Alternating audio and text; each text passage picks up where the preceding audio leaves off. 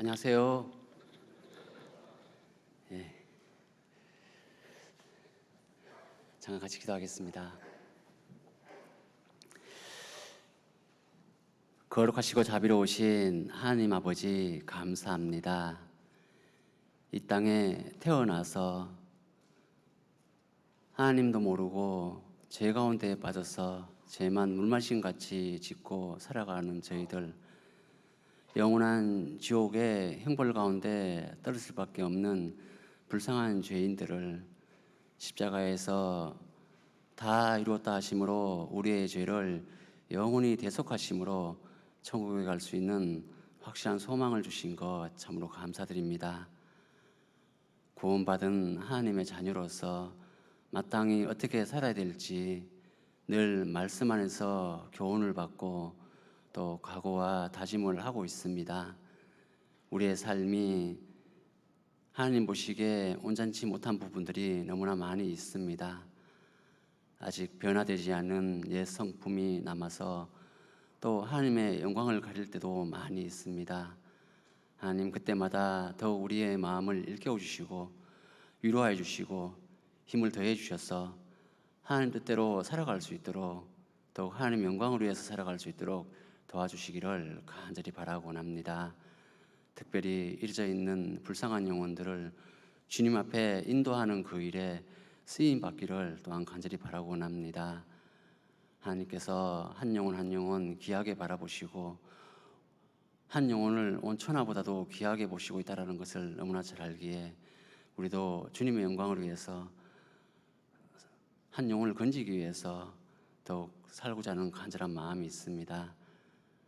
우리 광주 봉성교회 우리 형제자매님들, 내 신앙을 지키는 것도 중요하지만 또 교회와 함께 한 지체로서 또 복음을 전하는 그 일에 함께 수고하고 희생할 수 있는 귀한 마음 허락해 주시고 더욱 복음의 열정을 가지고 살아갈 수 있도록 도와주시옵소서. 마지막 때라고 우리가 알고 늘 깨어있기를 간절히 바라고 합니다. 우리가 이 마지막 때를 어떻게 살아야 될지 더욱 교훈을 받을 수 있는 귀한 시간이 될 수 있도록 도와주시옵소서. 말씀의 시종을 온전히 주님께 의지하고 맡깁니다. 주 예수님 이름으로 감사하며 기도드립니다. 아멘. 예, 히브리서 말씀 찾겠습니다. 히브리서 13장입니다.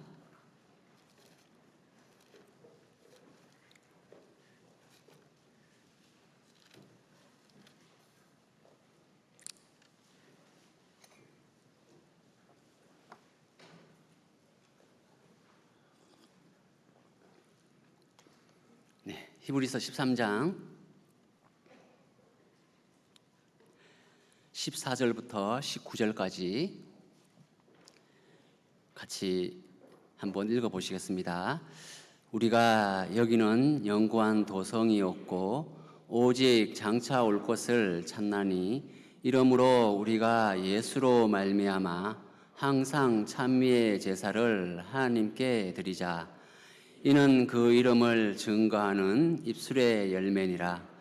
오직 선을 행함과 서로 나눠주기를 잊지 말라. 이 같은 제사는 하나님이 기뻐하시느니라. 너희를 인도하는 자들에게 순종하고 복종하라. 저희는 너희 영혼을 위하여 경성하기를 자기가 회개할 자인 것 같이 하느니라.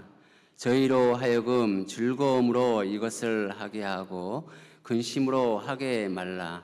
그렇지 않으면 너희에게 유익이 없느니라. 우리를 위하여 기도하라. 우리가 모든 일에 선하게 행하려 함으로 우리에게 선한 양심이 있는 줄을 확신하노니 내가 더 속히 너희에게 돌아가기를 위하여 너희 기도함을 더욱 원하노라. 예, 반갑습니다. 저는 신안에서 왔는데요. 신안 아시는가요? 신안이 어디에 붙어 있는지. 보통 이제 신안 얘기하면은 남해 쪽에 있을 거라고 생각을 많이 하시더라고요. 근데 남해보다는 서해에 더 가까운 것 같습니다. 서쪽으로 더 가까운데 신안을 좀 잠깐 소개해 드리는 게 맞겠다 싶습니다. 신안 교회를 위해서 기도를 많이 해주시면 좋겠는데요. 신앙교회가 재작년 21년도 5월 1일자로 목포교회에서 자립을 했습니다. 그래서 신앙교회가 이제 탄생을 했는데 입당식은 작년 5월 14일 날 또 이렇게 입당식을 하고 이제 2년 이상 교회가 생긴 지 2년 이상 되고요. 또 이제 입당식을 하고 나서는 이제 1년 이상 이렇게 지나가고 있습니다. 미리 이제 신앙교회를 소개하는 이유가 말씀 중간이나 끝날 때 이렇게 얘기를 하면 할 시간이 없더라고요. 얘기를 하다 보면은. 그래서 미리 말씀을 드리는 건데요. 신앙교회 지금 식구가 한 30명 가까이 됩니다. 많다고 생각하나요? 신앙교회가 있는 위치가 그 신안에서도 특별히 팔금도라는 섬에 있습니다. 신안군이 섬으로만 이루어져 있는데요. 보통 천사섬 이렇게 부르잖아요. 저도 이제 처음에 갔을 때는 섬이 1,004개가 있어서 천사섬인가 보다 이제 이렇게 생각을 하고 물어봤습니다. 왜 천사섬이라고 부르죠? 그랬더니 그만큼 많다라는 겁니다. 1,000개는 확실히 넘고 1,004개도 넘는 것 같아요. 이제 무인도까지 다 합치면은 1,000개가 훨씬 넘는다고 이렇게 얘기를 하는데 정말 그렇게 많을까 싶잖아요, 그죠? 아마 진짜 물이 들어오면은 물에 잠기었다가 나중에 드러나는 것도 섬은 섬이니까 그까지 다 포함해서 1,000개가 넘는다는 얘기인가? 사실 큰 섬으로 놓고 보면은 그렇게 많지는 않거든요. 흑산도도 홍도도 다 신안군에 포함됩니다. 저기 가장 멀잖아요. 우리 대한민국에서는 서쪽으로 가장 멀리 있는 섬인데 그 외에 엄청 멀리까지 다 포함해서 그렇게 얘기를 하나 보다 이렇게 생각도 들기도 하고요. 근데 그 신안군에 교회가 3군데가 있습니다. 잘 알고 계시는 분도 계시지만 모르시는 분들도 계시더라고요. 지도교회가 있고 임자교회가 있고 세 번째로 이제 신안교회가 생겼는데 그 시골에 특별히 신안군에 교회가 3개가 있다는 것 자체도 참 기적 같아요. 제가 볼 때는 그렇게 생각해 보면은 도시를 갖고 생각하면요, 사실은 한 동마다 그러니까는 구가 아니고 동마다 교회가 하나씩 있어도 되거든요. 우리 신안군 인구가 3만 명 정도가 되는 것 같은데 그 중에서도 특별히 팔금도라는 섬은 인구로만 놓고 보면 1,000명도 안 되거든요. 근데 교회가 하나 탄생했습니다. 그리고 신안군 그 팔금도 위쪽으로 해가지고 암태도 그리고 자원도까지 연결이 돼 있고요.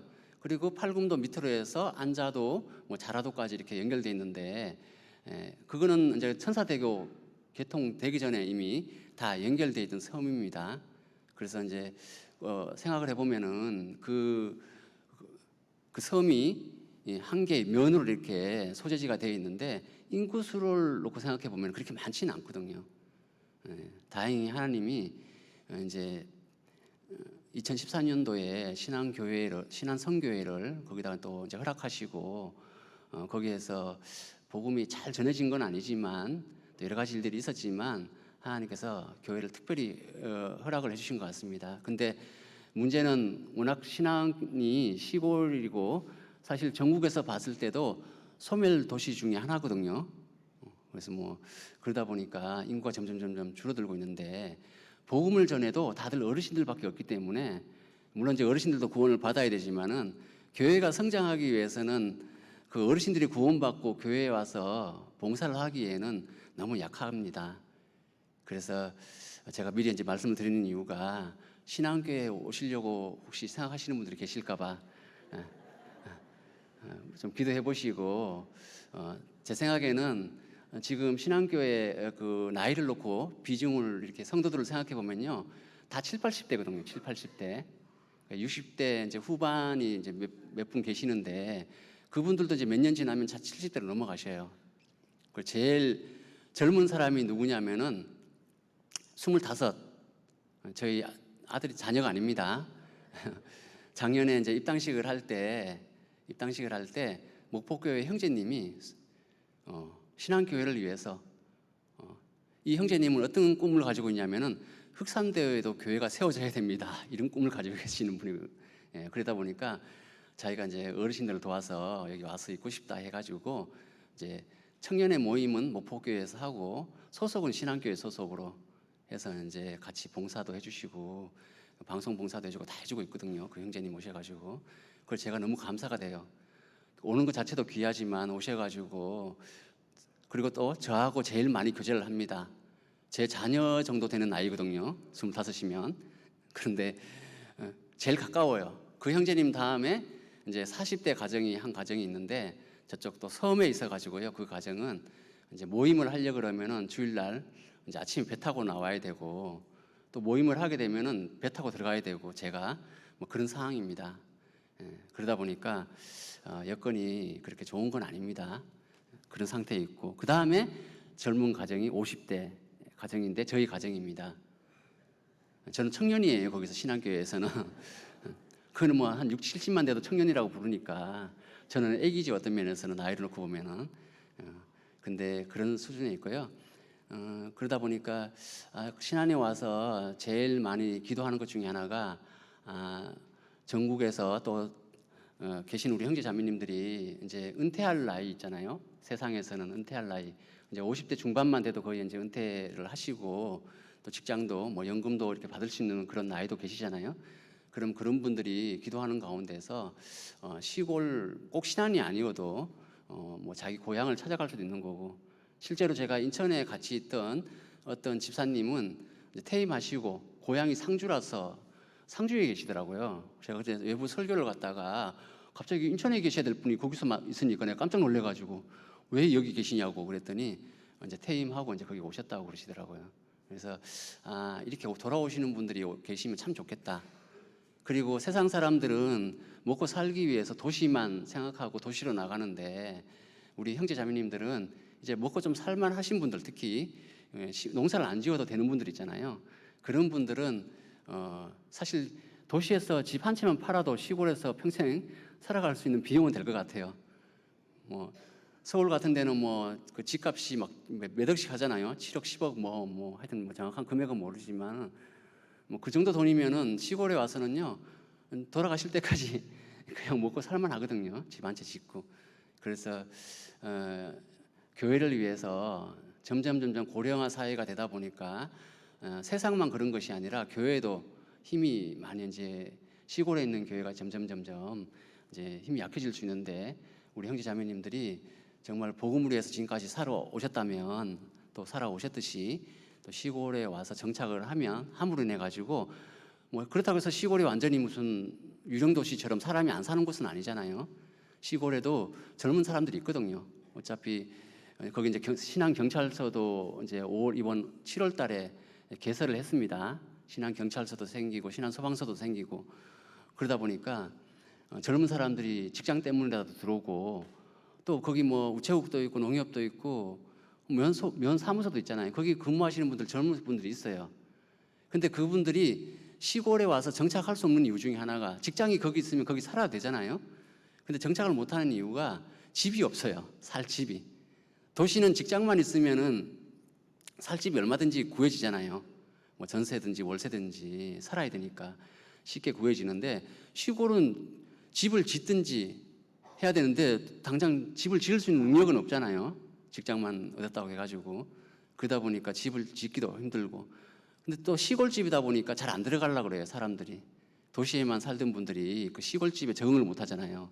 그리고 또 시골 사람들이 또 집을 잘 안 내주기도 합니다. 살려고 마음을 먹고 집을 좀 팔아라 그래도요 안 팝니다. 왜 안 파는지 모르겠어요. 돈이 안 되니까 돈이 안 되니까 안 팔기도 하고 월세도 안 주고 전세도 안 줍니다. 제가 이제 작년에 입당수익 하기 전까지 이제 그 시골집에 살아봤잖아요. 1년 동안 살면서 우리 교회에서 필요하니까 이 집을 좀 팔라고 해도 팔면은 이제 우리가 돈을 좀 들여가지고 깨끗하게 리모델링해서 좀 살아볼 수도 있잖아요. 근데 안 팔아요. 월세도 안 주고 전세도 안 냅니다. 왜냐하면은 그렇게 하려 그러면 집을 고쳐서 수리해서 또 그렇게 내야 되니까 돈 들이기가 싫은 거예요. 그 시골집에. 그러다 보니까 가서 있어 보니까 또 혹시 모르겠습니다. 본인들이 나중에 나이를 먹고 돌아올 고향 집이 필요해서 그냥 안 파는 건지. 그래서 방치된 집이 워낙 많거든요. 완전 폐가가 되고 집이 망가져 갑니다. 집은 사람이 안 살면 빨리 망가지잖아요.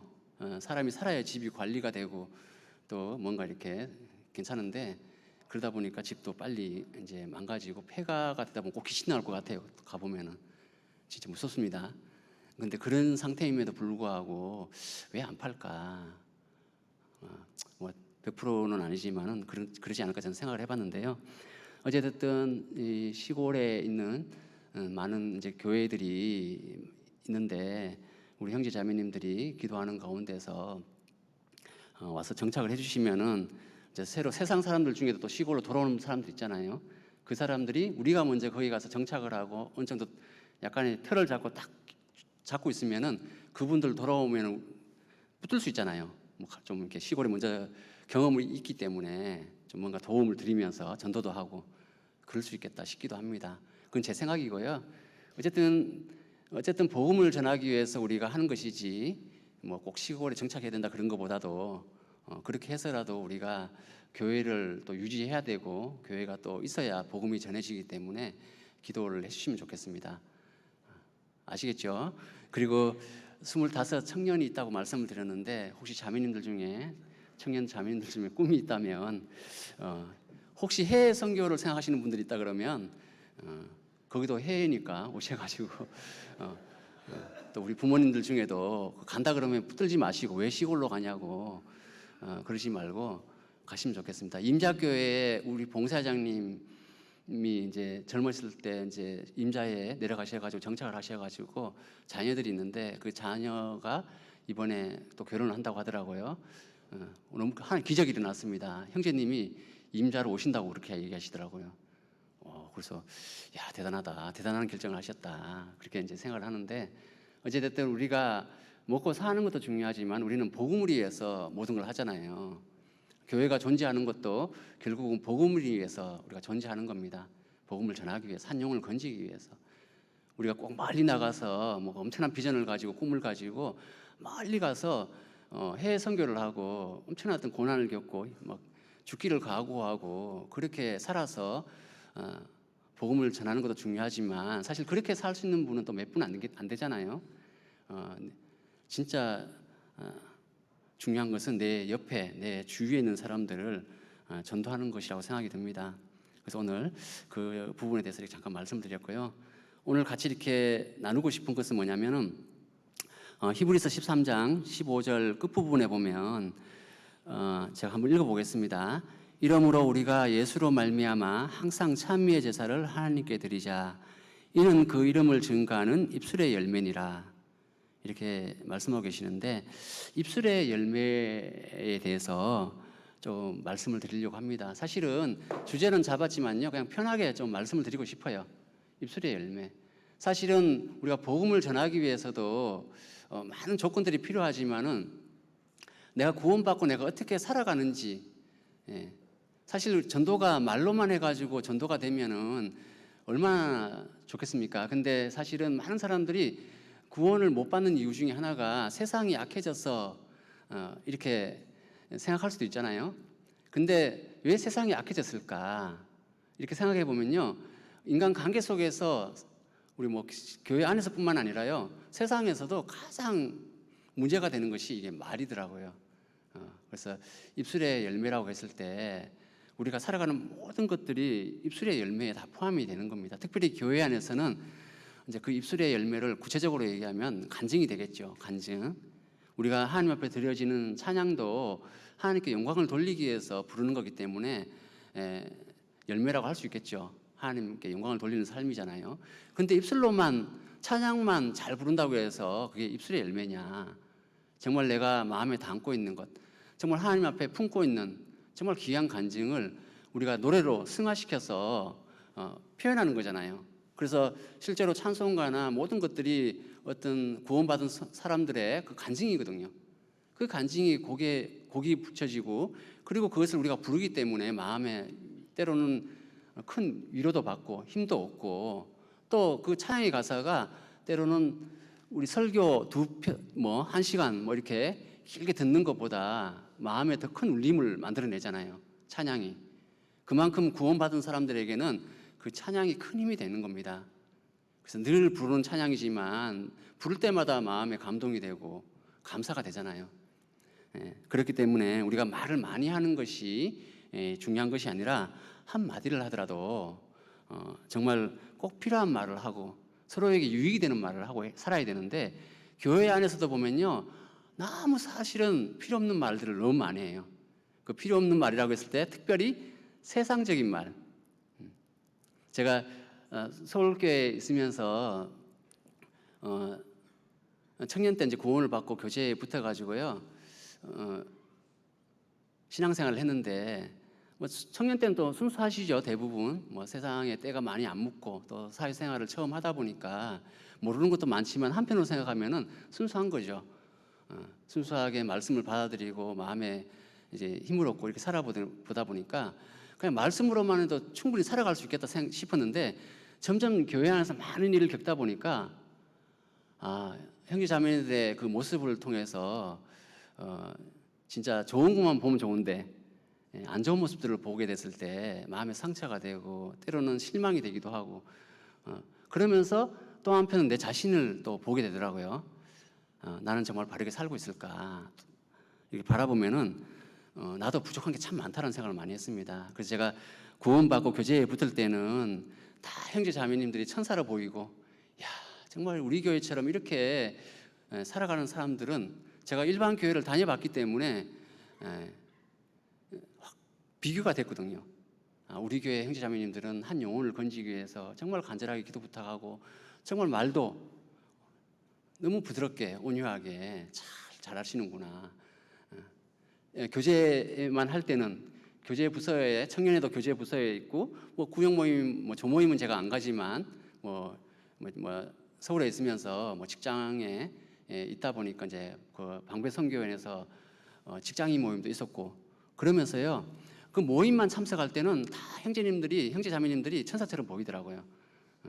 근데 봉사를 시작하고 나면서부터는 우리 형제 자매님들이 또 다르게 보이대요.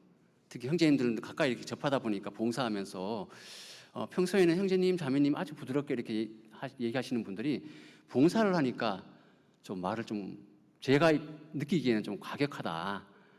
좀 이렇게 말을 너무 퉁명스럽게 쉽게 이제 친해지니까 하는 말이겠죠. 뭐 친밀하기 때문에 하는 말인지는 모르겠어요. 약간 반말 비슷하게 뭐 하는 경우도 있고, 약간 이제 또 서로 부딪히는 일들이 좀 있잖아요. 그러면은 막 목소리가 좀 높아지기도 하면 갑자기 무섭기도 하고, 왜 저렇게 말을 할까 이런 생각도 들기도 했거든요. 그러면서 우리 형제 자매님들이 천사가 아니라는 걸 확실히 깨달았습니다. 뭐 여러 가지 일들을 통해서. 그리고 그동안 내가 말씀 가운데 있으면서 나도 누구나 사랑할 수 있고 내가 구원받았기 때문에 내가 진짜 그리스도인으로서 하나님 자녀로서 정말 이렇게 살아갈 수 있겠다 싶었는데, 막상 그런 현실 속에서 나도 마음에 부딪히는 것이 있으니까 죄를 짓잖아요. 내 속에 사랑이 없구나라는 것도 많이 깨달았던 것 같아요. 그러면서 진짜 사랑은 항상 사랑을 얘기하면 인내를 얘기 안 할 수가 없죠. 인내하라고 얘기하잖아요. 사랑은 언제나 오래 참고 온유하며 투기하는 자가 되지 아니하며, 뭐 사랑장에서 그렇게 얘기하는데 핵심은 모든 것을 바라고 모든 것을 견디고 그 속에 인내가 들어가 있잖아요. 그리고 야고보서에도 보면은 인내를 배우라 이렇게 말씀하시잖아요. 왜 인내를 배우라고 말씀하실까? 진짜 사랑은 그 인내 속에, 인내하는 과정을 통해서 무르익어 가는 것 같습니다. 그냥 내가 뭐 남한테 잘해주고 뭐 사랑을 베푼다고 뭐 대접도 하고 많이 하지만은, 진짜 사랑은 그런 보이는 모습보다도 사실은 내 속에 진짜 온전한 사랑이 만들어져야지 그것이 진짜 표면적으로 드러났을 때 진짜 사랑이 되는 것 같아요. 겉으로 부드럽게 온유하게 뭐 다 척해도 결국은 속마음이 드러나면은 너무 가증스럽잖아요, 그죠? 그 모습을 보면 아유, 겉으로만 저렇게 엄청 뭐 친절하고 사랑을 베푸는 것처럼 표현하고 말도 하고 그러는데, 그 속에 악한 모습을 보게 되면은 이중적인 그 모습을 통해서 오히려 상처를 받게 됩니다.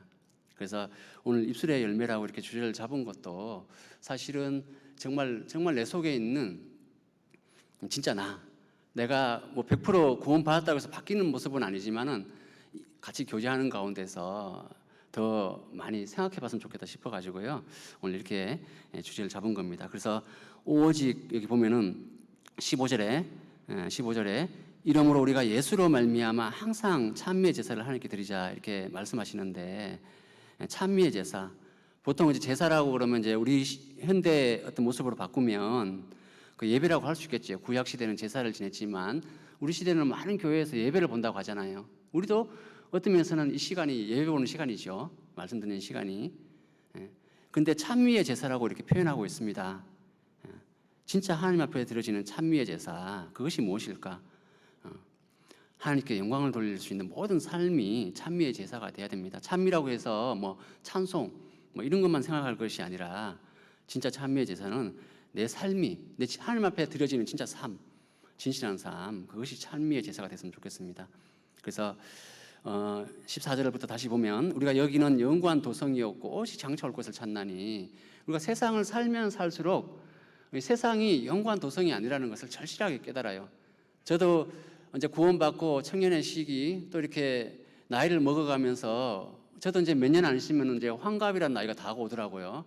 이제 옛날에는 2자릿수였는데 이제는 1자릿수로 다가왔습니다. 옛날 50대는요 할아버지 수준이잖아요. 제가 어릴 때 진짜 시골에 살 때를 생각해 보면은 뭐 50대만 넘어가면 거의 할아버지죠. 할아버지 할머니가 되잖아요. 그래서 60대 되면은 뭐 합니까? 환갑잔치라는 걸 해요. 내가 보던 어릴 때의 어른들은 50대 이후는 거의 할아버지 할머니였습니다. 지금은 50대 60대는 거의 뭐 청년이라고 부르잖아요. 같은 나이 또래라도 젊다고. 뭐 시골에 가서 80 넘으시면 90대 신분이 70대 신분 보고 이거 청년이네 그러시거든요. 또 그만큼 오래 살고 이제 건강하시기 때문에 그렇게 부르기도 하는 것 같아요. 근데 옛날에는 60을 넘기기가 어려웠죠. 먹고 살기 힘든 시대다 보니까, 또 작은 잔병에도 쉽게 돌아가시고 하다 보니까 그랬던 것 같아요. 그러다 보니까 환갑잔치가 크게 느껴졌잖아요. 요즘은 뭐 환갑잔치도 잘 안 하는 것 같아요. 옛날처럼 시대가 많이 달라진 것 같습니다. 근데 어찌됐든 아무리 인생이 길어도 100년을 넘기기가 쉽지 않거든요. 우리 시대가 뭐 100세 시대라고 말은 그렇게 부르지만, 병상에 누워가지고 진짜 누구 말대로 닌겔 꽂고 그냥 목숨만 붙이고 있으면, 그렇게 해서 100세까지 간다고 해서 그게 100세 사는 게 아니잖아요. 이 세상은 영원한 도성이 아닙니다. 영원한 도성은 천국이잖아요. 오직 장차 올 것을 찾는다는 말이 못 찾아서 찾는 것이 아니라 그걸 소망한다는 얘기입니다. 그렇기 때문에 세상이 전부가 아니기 때문에 이러므로 우리가 예수로 말미암아 항상 찬미의 제사를 드리자, 제사를 하나님께 드리자. 우리가 구원받고 신앙생활을 하면 할수록 정말 내가 받은 구원이 얼마나 귀한 것인지를 생각해 봐야 됩니다. 그래서 오늘 입술의 열매라고 했지만 쉽게 간증이라고 생각했을 때, 내가 하나님 앞에 영광을 돌릴 수 있는 것이 무엇일까? 간증이에요, 간증. 우리 시대는 정말 귀한 간증, 정말 듣기가 정말 힘든 것 같아요. 물론 이제 봉사회나 어머니회나 큰 교회에서 모임을 할 때 간증을 하게 되면은, 그래도 모임이 커서 그런가 간증을 하게 되면 좀 또 교회 앞에서 교회를 간증을 하다 보니까 그래도 잘 찾아가지고 좀 하실 만한 분들 좀 유익하게 간증을 하더라도 좀 유익이 되는 그런 간증을 좀 들으려고 우리가 선별해서 간증을 듣게 되다 보니까 뭐 구원장 간증을 들어도 은혜가 되고 좀 그런 경우가 좀 있는데, 대부분 소모임에서는 보면은 간증들이 대부분 형제자매님들의 간증들이 그렇게 큰 유익은 안 되는 것 같습니다. 그 이유가 뭘까? 일단은 간증하는 걸 두려워하셔요. 간증하는 걸 두려워합니다. 왜냐하면은 우리 한국 사람들이 사실 편하게 얘기할 때는 말도 잘할 수 있는데, 약간의 어떤 토론이나 어떤 이렇게 뭐 약간 전체적인 자리에서 어떤 말을 한다 그러면 긴장을 많이 하고 말을 제대로 이렇게 못 하시는 것 같아요. 저도 마찬가지였습니다. 구원받기 전에는요 이렇게 살 사람이 아니었습니다. 저는 구원받기 전에 얼마나 내성적이었는지 몰라요. 구원받은 이후에도 교회 안에 교제 안에 있으면서도요 정말 내성적이었어요. 그러다 보니까요 묻는 말 외에는 말을 해본 적이 없습니다. 얼마나 내성적이냐면은 세상 사람들이 봤을 때는 왜 저 사람 저렇게 말이 없을까? 말을 못하나? 아마 이렇게 생각할 수도 있을 거예요. 인사하는 것도 진짜 힘들었던 사람이에요. 왜냐하면은 내성적인 사람의 특징이 있습니다. 그걸 이해해 주셔야 돼요. 말을 안 해서 말을 한 번 할 때 인사 한 번 하는 것도 얼마나 긴장하는지 몰라요. 인사 잘하는 사람들이야 뭐 입에 붙어 있으니까 그냥 편하게 그냥 뭐 안녕하세요 뭐 큰 소리로 뭐 편하게 뭐 반가워요 막 손도 흔들고 그러잖아요. 저한테 그렇게 인사하면 엄청 부담스러워요 저는. 속에 자기가 나를 언제 봤다고 뭐 막 갑자기 뭐 저렇게 인사할까? 나는 똑같이 인사를 못 하거든요. 그리고 인사 한번 하려고 마음 먹잖아요. 저기서부터 아는 분이 오시잖아요. 막 긴장이 돼. 어떻게 인사해야 될지 두근두근 그래요 가슴이. 그래서 서울교회 있을 때도 제가 이제 처음부터 인사를 잘하지는 않지만 그래도 안면이 생기면 이제 인사를 하잖아요. 안녕하세요 이렇게 인사하거든요. 근데 크게는 못해요. 그러면 크게는 못하니까 가까이 오면 인사해야 되거든요. 멀리서 인사하면 목소리가 안 들리고 인사한지도 잘 모르시니까 가까이 올 때까지 기다리고 이렇게 와요. 근데 그분도 먼저 인사해 주시면 좋은데 또 그분도 뭐 저하고 똑같은지. 예. 그리고 저도 이제 내심 그래도 인사해야겠다 마음 먹고 인사를 했는데 그냥 못 본 척하고 지나가 버리시잖아요. 또 창피해 죽겠어요. 그 순간은. 다음부터는 하지 말아야겠다. 딱 그 생각을 하거든요. 그러다 보니까 인사 한번 하는 것도 정말 힘들고요. 말 한 번 하는 게 그렇게 힘들어요. 근데 평소에도 그렇게 힘든데 모임에서 간증을 하라 그러면 얼마나 힘들겠어요. 그렇잖아요. 참 신기한 게 또 있더라고요. 교회 안에서. 세상에서는 그렇게 말도 잘하고 편하게 얘기하시는 분이 구원받으면요. 교회 안에서 교제 안에서 간증을 시키면 그렇게 어려워하세요. 그래서 어떤 그런 그 육신적인 그런 모습들이 처음부터 쉽게 이렇게 바뀌지는 않는다라는 것을 생각을 해보게 되는데 우리가 그런 어떤 사람의 어떤 습관, 성향, 타고난 어떤 그런 성품 그런 것들을 다 이해한다는 것은 불가능합니다. 왜냐하면은 나하고 다르니까 일단은 그렇잖아요. 나는 내 기준으로 내 생각으로 모든 사람들을 판단하다 보니까 이해가 안 되는 것들이 참 많아요. 근데 그것을 내가 다 이해하려고 한다는 것 자체가 무리수가 있는 거죠. 하나님은 그 사람을 다 아시죠. 왜 그런 성향을 가지고 있는지, 왜 그렇게 살아갈 수밖에 없는지. 구원받고도 우리가 많이 변화됐다고는 하지만은 사실은 변화되지는 게 많아요. 저도 많이 달라졌잖아요. 앞에서 말씀을 전하고 이렇게 있으니까 엄청 달라진 거예요. 기적이죠. 그런데 아직도 소심한 성격, 내성적인 성격이 남아 있어요. 그러다 보니까 되게 이제 사람을 두려워하는 마음들이 조금씩 남아 있거든요. 그리고 진짜 힘들 때는 저도 시험이 들 때가 많아요. 시험에 들면은 그때마다 긴장을 합니다. 저도 인간적으로는 잘 삐지는 스타일이에요. 옛날 그 성격을 놓고 생각하면. 근데 지금은 안 그러려고 많이 노력하지만은 참다 이렇게 사람 마음에서 폭발할 때가 있잖아요. 그럼 욱하고 올라오잖아요. 그 순간만큼은 다 포기하고 싶은 그런 마음들이 있거든요. 내가 무슨 주님을 위해서 살아 이런 사람이 이런 그러니까 좀 자기에 대한 어떤 열등의식이라고 할까요? 그런 것들이 밀려오면은 정말 힘들더라고요. 제가 잘 참고 견디고 열심히 주님 앞에 내가 순종하고 힘들어도 잘 인내하고 살아야지 이런 마음을 가지고 신앙생활을 하고 또 순종하고 여기까지 왔습니다. 근데 가끔 주기적으로 한 2, 3년 뭐 주기적으로 한 번씩 어떤 일을 통해서 그것을 느낄 때가 있어요. 그때마다 실족할 것 같은 그런 위기감, 그런 마음들이 있거든요. 그래서 신안에 와서도 제가 최근 들어서도 그런 마음을 좀 느껴봤는데 저의 연약함일 수도 있고 부족함일 수도 있지만 내가 여기서 인내하지 못하면 견디지 못하면은 다른 데 가서도 나는 목회를 못할 것이다. 이런 생각을 많이 하게 됩니다. 근데 진짜 중요한 것은 그럼에도 불구하고 주님 뜻대로 살고자 하는 간절한 마음은 변치 않았어요. 그것을 항상 일깨워야 됩니다. 서로가. 그래서 여기서 생각해야 될 것이 있습니다. 우리가 힘들고 어려울 때, 개인적으로 시험에 들 때 내가 무슨 생각을 해야 될까? 먼저는 내가 받은 구원이 얼마나 귀한 것인지를 생각해야 됩니다. 그리고 모임에서 우리가 간증을 뭐 1분을 하든 5분을 하든 10분을 하든 뭐 30분을 하든 내가 정말 마음에서 얻은 것들 있잖아요.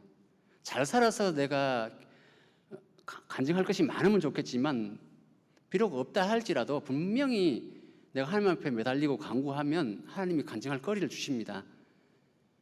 무슨 엄청난 말을 해가지고 간증을 하는 것이 아니더라고요. 그래서 제가 청년 때 어느 순간 이런 마음들을 제가 좀 느껴봤거든요.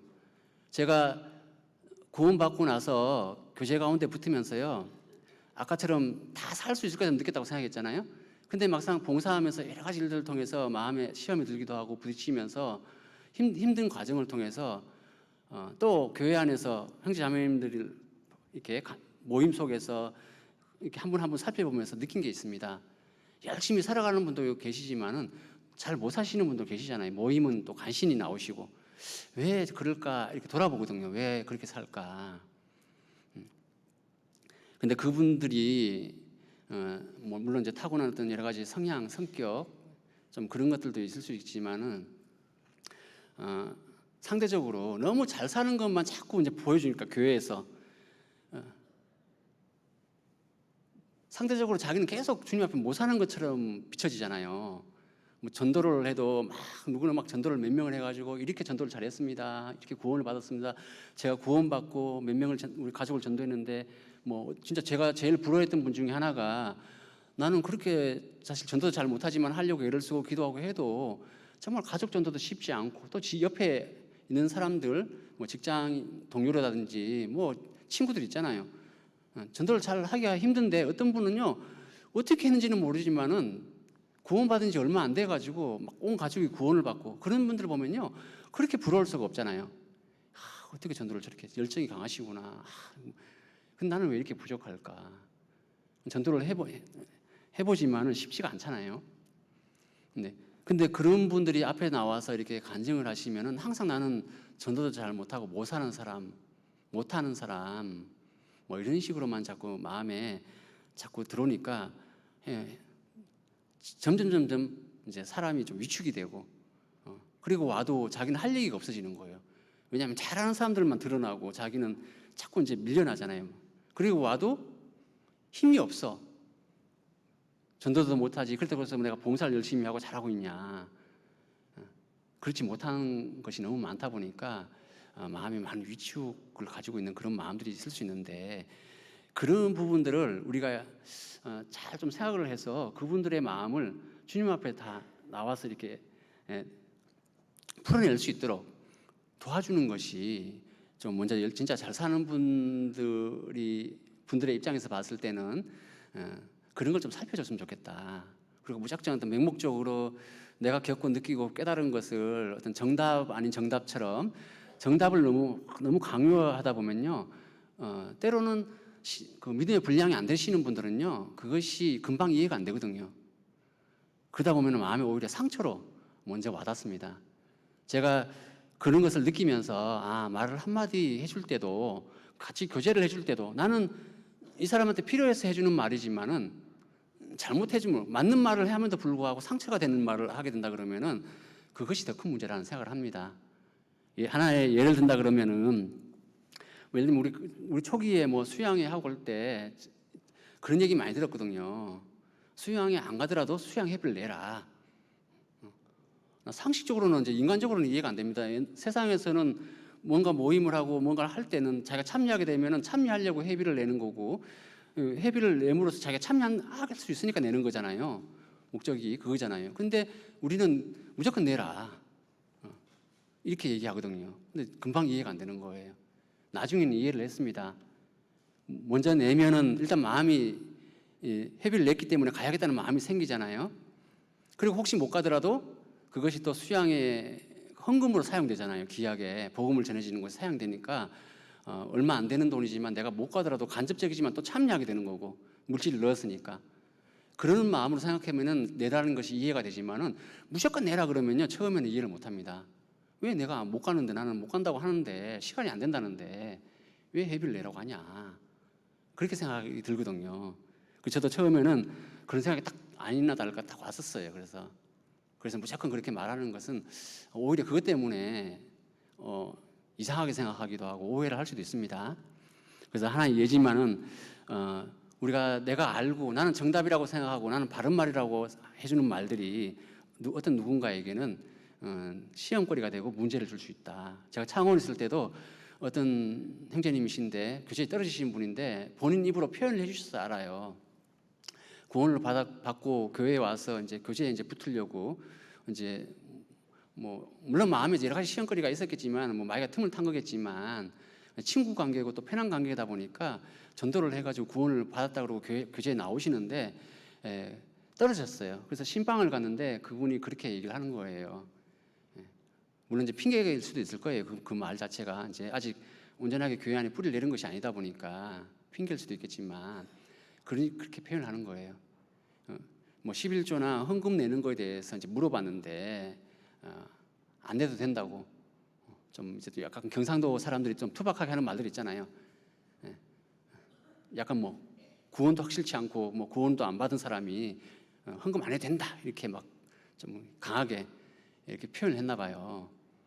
자기는 교회에 오면은 우리가 알잖아요. 교회 안 다니는 사람도 교회에 오면은 헌금도 해야 된다는 것도 알고 11조도 해야 된다는 거를 안 다녔지만은 다 듣고 알고 있는 거거든요. 근데 어떻게 해야 되는지 좀 물어봤는데 뭐 필요 없다는 식으로 얘기를 해버린 거예요. 구원 확실하고 구원받고 나중에 하나님의 자녀가 돼야 헌금도 할 수 있는 자격이 있다. 우리는 이렇게 풀어서 얘기하고 아니까 생각할 수 있지만은 그분한테도 좀 잘 이렇게 해서 헌금을 꼭 안 해도 되지만 하고 싶으면은 이렇게 하십시오라고 잘 안내를 해줘야 되는데 그냥 단 몇 마디로 그냥 강하게 그냥 니는 필요 없다 안 해도 돼 뭐 이런 식으로 그냥 말을 해버리니까 상처가 돼버리고 그런 게 있더라고요. 그리고 또 교회에 와 보니까 자기가 볼 때는 너무 이렇게 열심히 하시는 분들만 보이는 거예요. 나 자기는 저렇게 신앙생활을 할 수 없는데 교회에 오니까요 늦게까지 봉사하고 집에 안 가는 사람들 있잖아요. 그리고 또 자기는 교회에 와 있어도 자기가 할 일이 없는 거예요. 말씀 끝나면 바쁘신 분들은 임원분들은 무슨 모임이 다 많고 뭐 봉사를 하다 보니까 다 흩어지잖아요. 근데 막상 자기하고는 교제할 사람이 없으니까 교회에 와도 적응하기 어려운 거예요. 그래서 제가 그런 모습들을 보면서 우리가 전도를 왜 할까? 한 영혼을 건지기 위해 하는 거고, 봉사를 왜 할까? 한 영혼을 건지기 위해서 하는 거고, 그리고 전도와 봉사를 우리가 함께 생각하잖아요. 신앙의 4대 요소 중에 하나잖아요. 그것을 하는데 오히려 새로운 분들을 못 돌아보고 있다 그러면은 너무 봉사에 집중하다 보면요, 사실 그 봉사 자체가 한 영혼을 돌아보기 위해서 하는 봉사들이잖아요. 세우기 위해서 하는 봉사들이잖아요. 근데 봉사에 너무 집중하다 보면은 한 분 한 분 소외되고 있는 것을 우리가 못 볼 수도 있다는 거예요. 그래서 그분들을 세우기 위해서는 우리가 교회 안에 뭐 새신자 모임도 있고 뭐 친교부 모임이라고 하잖아요. 말씀도 중요하고 그분들을 세우기 위해서 어떤 형식도 참 중요하지만 한 분 한 분 그분을 붙들고 옆에서 세워갈 수 있는 멘토라고 할 수 있겠죠. 요즘 말로 하면 그런 역할을 해주는 분들이 꼭 필요하겠다. 우리가 설교 중에는 어떤 정답이잖아요. 말씀을 통해서 어떻게 살아야 된다 어떤 기준을 얘기하고 그렇게 살 수 있도록 이렇게 어떤 방향을 잡아주는 것이라면은 실제로 그렇게 살아가는 분들이 한 분 한 분 붙들고 그렇게 살아가도록 그분들의 그 교회에 오시는 분들의 마음을 잘 살펴가지고요. 그분들에게 맞게끔 꼭꼭 씹어가지고 좀 죄송하지만은 제가 어릴 때 요즘은 뭐 이게 애기 젖 있잖아요. 분유 있잖아요. 그리고 이제 밥을 먹기 전에 뭐 이유식 같은 거 이렇게 있잖아요. 해가지고 잘 뭐 상품으로 나와갖고 이렇게 하는데 옛날에는 제가 어릴 때는 그것도 좀 기이해가지고 저는 잘 몰랐는데 제 동생을 보면서 제가 깨달았던 게 있습니다. 밥을 처음부터 못 먹잖아요, 애기가. 중간에 이제 뭔가 이렇게 하는 게 있잖아요. 근데 제 할머니가 제 동생한테 하는 걸 보고 제가 깜짝 놀랐어요. 밥을 씹어가지고요, 다시 뱉어가지고 애기한테 먹이더라고요. 제가 그걸 보면서 전 애기 때니까 그걸 몰라서 생각이 안 나요. 할머니가 나한테 그렇게 했는지 아닌지 모르지만은 그 모습을 딱 보면서 내가 애기 때도 그러면 할머니가 나한테 저렇게 했을까? 딱 그 생각을 하니까 너무나 충격적인 거예요. 근데 한편으로 생각해 보니까 너무 감사해요. 왜냐하면은 살리려고 한 거잖아요. 먹을 게 없으니까. 요즘은 뭐 아기도 이제 그 키워보면 이제 시대에 따라서 뭐 조금씩 다르잖아요. 키우는 게 옛날 어르신들이 키울 때와 또 우리 부모님들을 또 뭐 이렇게 제가 우리 애들 키울 때와 또 다르다 보니까 그런 것들에 대한 충돌도 많이 있더라고요. 예. 그래서 왜 그랬을까? 정말 우리 입장에서 생각하면 도저히 할 수 없는 행동을 하신 것 같은데 왜 그랬을까 생각해 보는데, 근데 그것을 보면서 어쨌든 생명이 소중하고 그 생명을 살리기 위해서는 어떻게 보면서는 그때는 그렇게 할 수밖에 없는 시대잖아요. 이해를 해야지 왜 이렇게 하냐고 막 그걸 갖고 그러면 안 되겠죠. 근데 어쨌든 그건 지나간 속에서 제가 그런 것을 이렇게 생각을 해본 적이 있는데, 신앙생활 속에서도 마찬가지인 것 같아요. 우리가 신앙을 똑같은 믿음을 가지고 신앙생활을 하고 있지만 과정이라는 것이 좀 다르고 살아가는 모습 속에서 보여지는 모습이 다를 수 있습니다. 근데 우리가 보이는 것으로만 판단하면은 문제를 삼을 수 있거든요. 근데 그런 것들을 잘 살펴봐 가지고 잘 교제해서 풀어준다 그러면은 그분들의 어떤 상황에 맞게 지혜롭게 세워갈 수 있는데, 너무 우리는 맹목적으로 막 내가 가지고 있는 믿음을 강요하듯이 얘기를 하니까 받는 분 입장에서는 진짜 강요받는 느낌이에요. 나는 그렇게 못 산다는데. 실제로 제가 그렇게 느껴본 적이 많았거든요, 청년 때. 물론 이제 그분들이 왜 하는지 결국은 깨닫고 이해는 했지만 나중에는, 처음에는 너무 막 속으로는 그런 마음이 생기는 거예요. 혹 때로는 책망의 말을 할 때도 있잖아요. 왜 그렇게 구원받은 사람이 그렇게 사냐는 식으로 막 얘기를 하거든요. 그러면은 마음속에서 이런 마음이 생기는 거예요. 네가 내 입장 대봐. 그런 마음이 생기거든요. 그리고 너무 강하게 얘기하면 이제는 내가 가지고 있는 진짜 내 모습을 숨겨버려요. 왜냐하면 말해봐야 계속 나한테 뭐라고만 하거든. 내 얘기는 안 들어주고, 내가 어떤 형편에 있는지 잘 들어주고, 사실 위로의 말만 한마디 해주면 큰 힘이 되고, 그리고 말씀 안에서 내가 어떻게 살아야겠다는 거 답을 얻고 있는데, 말씀으로 내가 그게 안 돼가지고 괴로운데, 말씀은 많이 듣다 보니까 알잖아요, 어떻게 살아야 되는지. 근데 그게 안 돼서 괴롭고 힘들고 실족할 같은 그런 위기 속에 있는데, 옆에서 교제해 주는 분이 또 똑같이 그렇게 말을 하네. 그냥 막 책망하고 왜 그렇게 사냐는 식으로 그렇게 해버리니까 마음에 꼴 상처가 되는 거예요.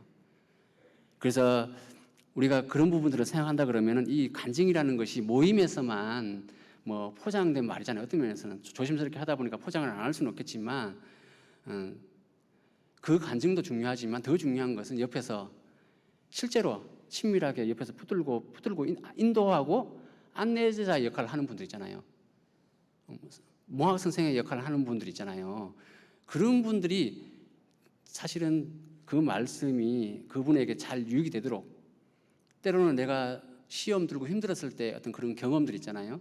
그런 걸 통해서 어떻게 내가 이렇게 품고 지금까지 신앙을 지키고 왔는지, 그런 것들도 좀 잘 이렇게 풀어서 꼭꼭 씹어서 이렇게 먹여주듯이 이해가 되도록 설명을 해준다 그러면은 좋을 텐데, 우리가 때로는 말 실수, 맞는 말을 함에도 불구하고 말을 너무 쉽게 함부로 하다 보니까 때로는 그분한테 적용하기 쉽지 않은 그런 말을 해서 문제가 되는 경우도 있다. 그래서 여기 보면은 입술의 열매라고 그랬잖아요. 16절에 오직 선을 행함과 서로 나눠주기를 잊지 말라. 이 같은 제사는 하나님이 기뻐하시니라.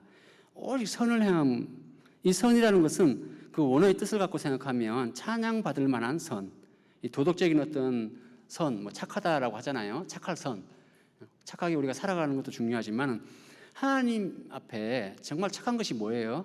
하나님 말씀대로 순종하고 하나님 말씀을 바르게 전하는 겁니다. 그리고 서로 나눠주기가 이거의 원어의 뜻이 교제입니다. 교제. 우리가 교제할 때 뭔가 풍성해가지고 내가 뭐 가진 것이 많아서 물질적으로 뭐 나눠주기는 어렵잖아요. 근데 내가 가지고 있는 그 신앙의 연수가, 그리고 그 신앙의 연수 안에서 정말 귀한 것을 얻었잖아요. 그 귀한 것을 정말 지혜롭게 잘 나눠줬으면 좋겠다. 강제로 심으려고 하는 것이 아니라 정말 잘 나눠줬으면 좋겠다. 그렇게 생각을 합니다. 그래서 오늘 입술의 열매, 간증이라고 했을 때 간증 속에 두 가지로 구분할 수 있죠. 구원 간증과 생활 간증으로. 구원 간증도 구원 간증들을 많이 하시는데 보면은 좀 안타까운 게 뭐냐면은 본인이 구원 간증을 그냥 너무 평이하게 억지로 일부러 말을 꾸밀 필요는 없지만 정말 구원이 귀하잖아요. 구원받은 것이 귀하잖아요. 그리고 내가 지금까지 복음 때문에 지금까지 살아온 게 귀한 거라면은 그 구원 간증도 정말 귀하게 좀 해주시면 좋겠다. 그냥 맨날 며칠 내가 이렇게 구원 받았어요. 간단하게 이렇게 얘기하는 분도 계시고 또 구원 간증하면서요. 예를 들면은 뭐 우리 형제 자매님들 속에 특별히 어르신들이나 어린 아이 같은 경우는 그 예수님의 피 얘기가 빠지면은 우리 앞에 계시는 분들이 그렇게 생각하잖아요. 아직 구원이 아닌가 봐. 구원은 받았다고 말을 하는데 뭔가 시원치 않아요. 꼭 이렇게 얘기를 해주길 바라죠. 예수님이 내 죄를 영원히 용서해서 내 죄가 다 용서됐다고 좀 이렇게 표현해주면 내가 그래도 복음을 딱 받아들였구나. 이제 마음에 이렇게 믿고 있구나. 그래서 천국 갈 수 있게 됐습니다. 이렇게만 표현해줘도 참 좋은데 그렇게까지는 말을 안 하거든요. 특히 어르신들도 보면은 구원 받았어요? 이렇게 물어보면은 구원 받아야지. 천국 갈 수 있으세요? 가야지. 시원치 않죠. 이게 구원을 받았단 말인가? 아니면 내가 열심히 이제 교회를 나와서 이제 하나님 말씀 들어서 내가 구원을 받아야겠다는 말인가? 근데 왜 그렇게 답할 수밖에 없는지 이해를 해주셔야 됩니다. 왜냐하면은 구원 그러면은 우리는 영원한 속죄, 정말 그걸 확실히 마음에 새긴 사람들은 우리가 앞으로 지을 죄까지 다 용서됐다라는 것을 확실히 믿고 확신을 가지고 구원을 받았다라고 말할 수도 있지만은요. 제가 구원받은 걸 생각해 보면은 저도 구원이 뭔지 사실 몰랐거든요. 구원받을 때 제가 짧게 제가 구원 간증을 하면 시간이 길어져서 안 되는데 짧게 해보면은 제가 확실히 마음에 믿은 거는 예수님이 내 죄를 다 용서하셨다. 내가 평생 지을 죄를 다 용서하셨다는 걸 제가 정리는 확실히 됐어요. 마음속에서. 근데 그게 구원인지는 몰랐다라는 거예요. 처음 말씀을 듣게 된 것도 누군가가 나를 전도했으니까 말씀을 듣게 됐겠죠. 말씀을 들으면서 하나님이 계신 게 확실히 믿어졌어요. 첫째 날 말씀 들으면서 세상을 창조하셨구나. 그리고 내 속에는 영혼이라는 것이 있고 이것이 진짜 나구나. 뭐 이런 것도 다 알아들었습니다. 그리고 이스라엘 역사 속에서 하나님이 성취해 나가신 것도 다 이해가 되고 정말 하나님이 계시구나. 그게 믿어지더라고요. 너무 잘 믿어지니까 그게 두려워서요, 사실은. 왜냐하면 혹시 내가 속고 있는 거 아닌가 이런 두려움도 있었거든요. 너무 말이 분명하고 확실하고 또 내가 너무 속 빠졌어요. 말씀을 처음 듣는데. 그러다 보니까 두려운 마음이 생겼어요. 근데 하나님 계시다는 것은 마음에 확실히 믿어지기 시작했고 그리고 성경 말씀이 하나님 말씀이라는 것이 믿어지니까 죄 말씀하실 때도 죄가 깨달아졌거든요. 제가 얼마나 큰 죄를 지었겠습니까, 사실은. 저는 착하게 살려고 노력했던 사람이고 웬만하면 진짜 제 속마음이 그랬어요. 겉으로는 웬만하면 죄 안 지으려고 하지만은 아주 사소한 죄들 있죠. 뭐 바늘 도둑이 소도둑 된다. 뭐 이 표현처럼 저도 작은 것 뭐 지우개 하나라도 직접적으로 내가 도둑질은 안 하지만은 옛날에는 지우개 하나라도 귀했잖아요. 그래서 너무 귀하다 보니까 안 잃어버리려고 이름을 쓰기도 하고 지우개에다가 진하게 매직 같은 거 뭐 볼펜으로 막 이름도 쓰고 아니면 조각칼로 막 이름도 새겨요. 아예 파가지고. 근데 그게 지우개가 이제 떨어져 있잖아요. 그러면 그 주워서 누구 건지 이름이 서 있으니까 알잖아요. 그럼 돌려줘야 되잖아요. 지우개 여기 있다고. 근데 어떻게 하는지 아시죠? 잘라버려요. 그 이름 서진 대로를. 잘라가지고 그냥 그리고 내 거인 것처럼 이렇게 그냥 쓰거든요. 사실 그 정도 죄는 알게 모르게 다 지어보잖아요. 그것 때문에 내가 죄인인 걸 깨달은 건 아니거든요. 그거는 그냥 머리로는 받아들여요. 그렇지. 뭐 무슨 큰 걸 훔쳐야 죄는 아니지. 도둑질 자체가 죄라고 하시는 건 알아듣겠는데 진짜 심각하게 와닿은 거는 뭐냐면은 미워하는 게 살인죄다. 근데 제가 누구를 얼마나 미워했겠습니까? 무슨 내가 미워갖고 막 원수를 갚아야지 이러고 미워한 건 적은 없거든요. 근데 그 살인죄 얘기할 때 미워하는 게 살인죄라는 말씀을 드렸을 때 제가 중학교 때 1학년 때 있었던 일을 갑자기 하나님이 그걸 떠올리셨어요. 잊고 살았는데. 그때 제 마음속에 그 친구 있잖아요. 그 친구를 제가 실제로 죽인 거예요. 마음으로는. 근데 그 장면이 생생하게 떠오르는 거예요. 들어보시면 별일 아닌데 사실은. 그 친구가 좀 장난 잘 치는 친구거든요. 뭐 1분단, 2분단, 3분단, 4분단 이렇게 앉아 있잖아요. 저는 이제 키가 작으니까 항상 앞쪽에 앉아요. 제일 앞에. 번호도 뭐 번호 순으로 이제 이렇게 이제 매겨보면은 항상 1번으로 1번 아니면 2번, 3번 그 5번 안에 들어가거든요. 항상 앞쪽에 앉게 되고. 근데 이 친구는 제 옆을 지나갈 때 그냥 지나간 적이 없어요. 또 제가 워낙 내성적이라 그랬잖아요. 쉬는 시간에 화장실 가는 거 외에는 특별히 하는 게 없어요. 엎쳐서 자든지 뭐 이렇게 가만히 앉아 있든지 요즘 말로 하면 멍 때리고 있든지 그냥 가만히 이렇게 있어요 그냥. 근데 제 옆을 지나갈 때 꼭 나를 건드리고 지나가요. 그렇다고 해서 요즘처럼 막 뭐 왕따를 시키고 막 괴롭히고 막 이 정도는 아니고요. 그냥 툭툭 치고 지나간다든지 계속 그러거든요. 아마 이 친구가 그랬던 것 같아요. 속은 모르겠지만은 같이 놀자 이런 의미일 수도 있어요. 그렇죠? 툭 치고 지나가면 왜 그래 그러고 따라가야 되잖아요. 근데 나는 꼼짝도 안 하거든 아무리 건드려도. 얘도 이제 그게 이제 기분 나빴는지 어느 날은 중학교 1학년 때니까 한 학년 동안 반복됐을 거 아니에요. 그 일이 매일매일 어떤 면에서는 반복될 거 아니에요.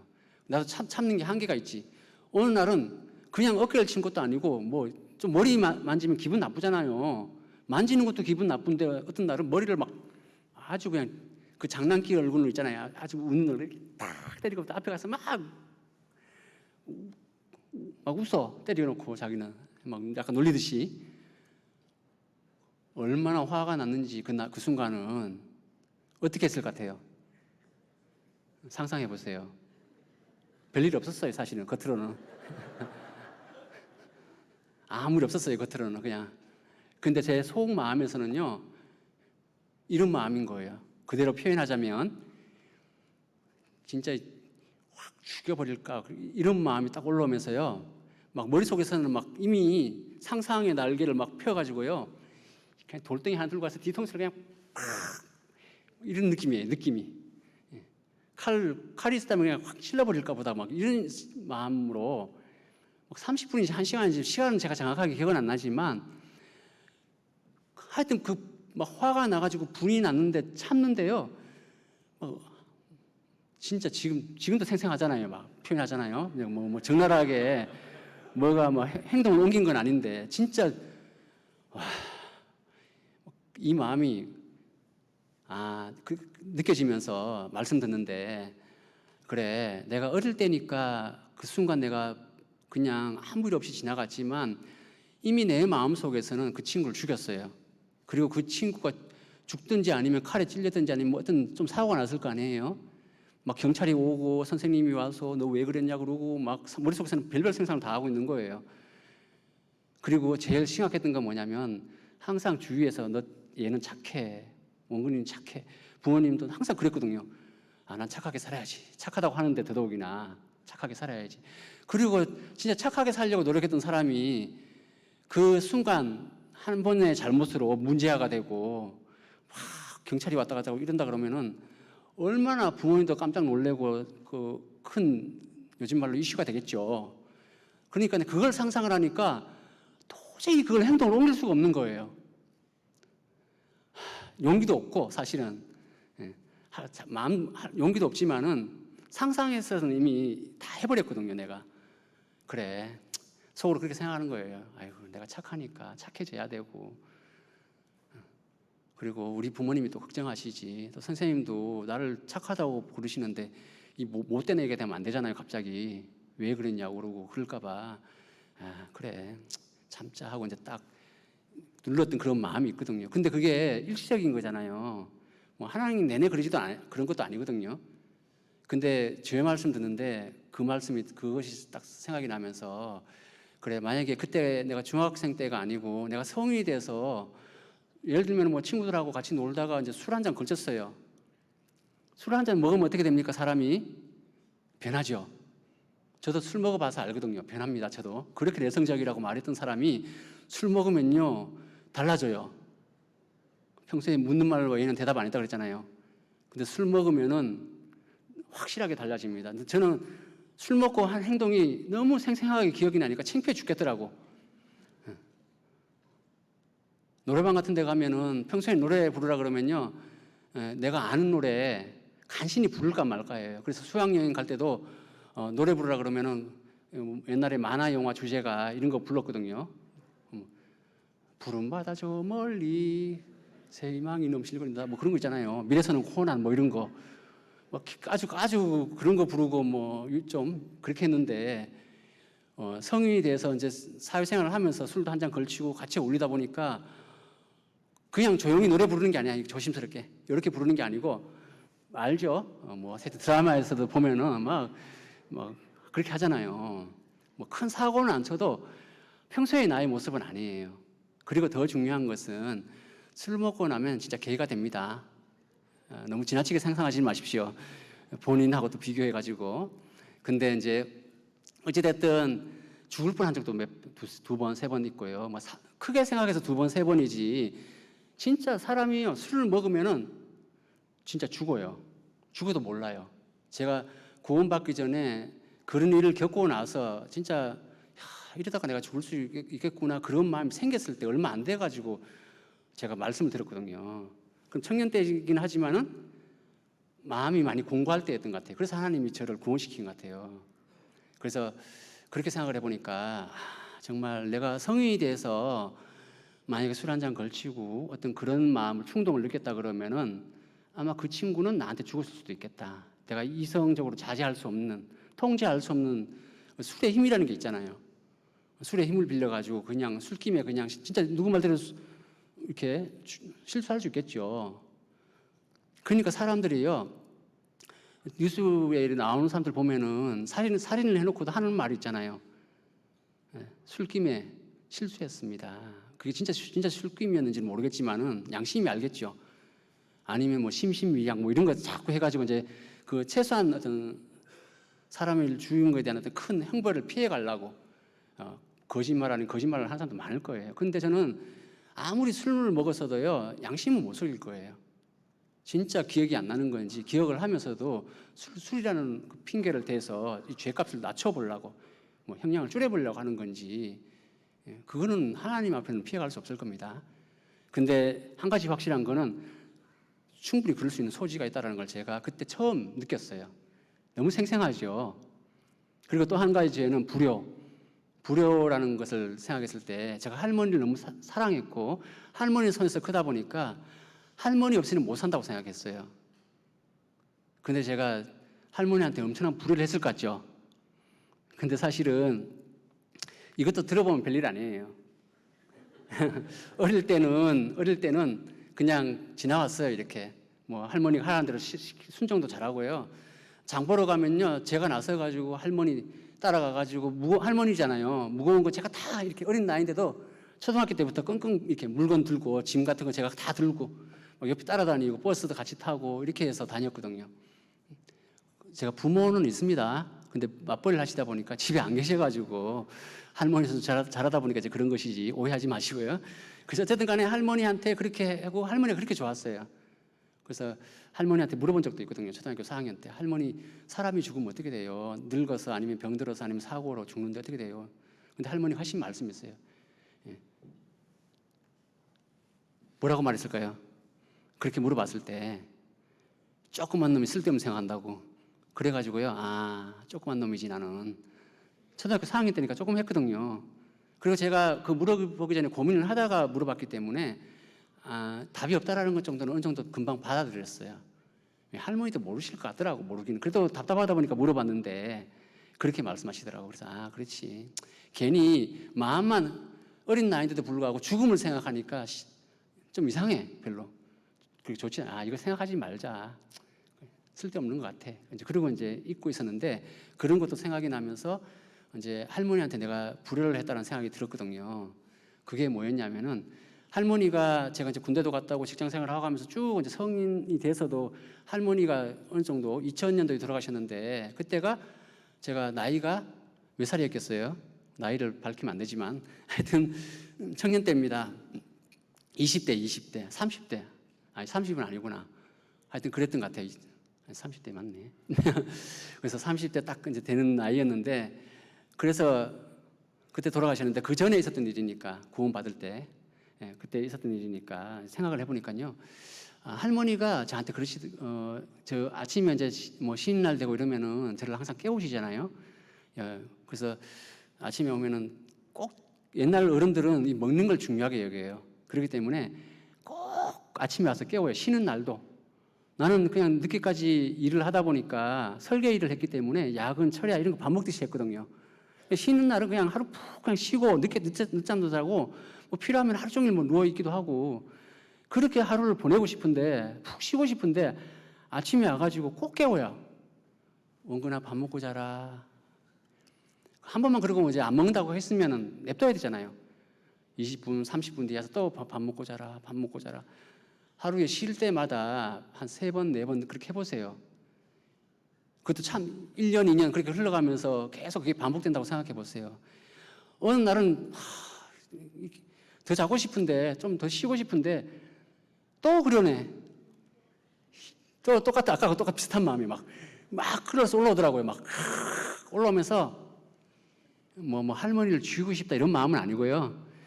얼마나 화가 나는지, 이제 화가 나니까 잠도 다 깨네. 이제 막 화가 나가지고 더 자고 싶은데 이 상을 가서 그냥 엎어버릴까 보다 막 이렇게 막 화가 나니까 실제로 행동을 안 했습니다.